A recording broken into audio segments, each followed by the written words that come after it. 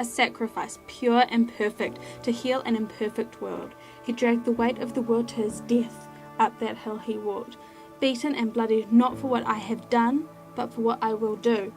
I never cared what I believed. The consequence was not on me. Who are they to preach rules and regulations when they can't even sort out their own condemnations?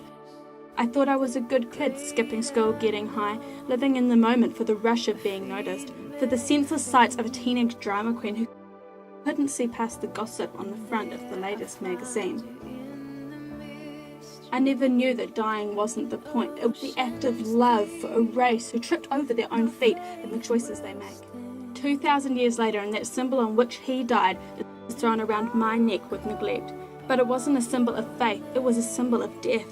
I called myself a Christian, but I treated it like a religion, knowing that I was so close, but I couldn't let go of the fact that I lacked the will to let go of the only life I ever knew.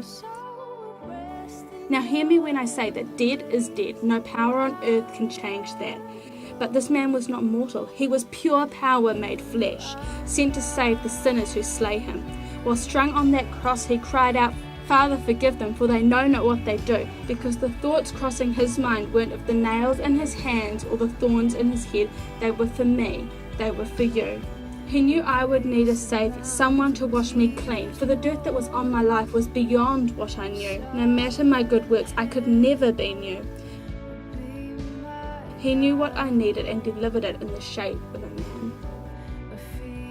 The brilliance of that plan was that he was without blemish. When the darkness is closing in and there is nowhere left to run, the light that soon shines down is Jesus saying, "Son." 3 days he had lain, now my God is awake. The hard work was done, the world was set free. Christ only says, "Will you follow me?" Your chains are now broken, let your new life begin. I actually have the right to stop wallowing in my sin. Now I fall here at the foot of the cross, beaten and broken, with nowhere else to turn. I have a chance to be as I was intended to be, a chance to change the world with a light shining bright, keeping out the darkness.